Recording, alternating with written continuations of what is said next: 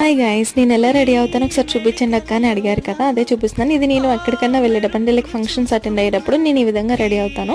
So first అయితే moisturiser apply చేసుకుని తర్వాత దానిపైన ఫౌండేషన్ వేసుకుంటా.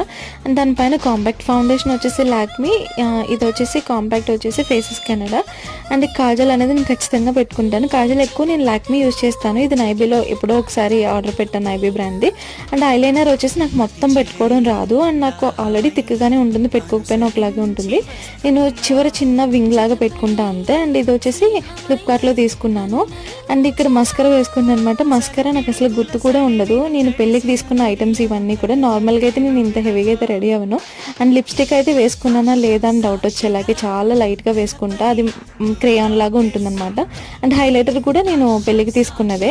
హైలైటర్ ఏంటంటే మనం ఎక్కడైతే హైలైట్ పాయింట్స్ ఉంటాయి కదా అక్కడ ఇలా లైట్గా అప్లై చేసుకుంటే సరిపోతుంది. ఇంతే గైస్, నేను చాలా సింపుల్గానే రెడీ అవుతాను. మీకు ఎలా అనిపించిందో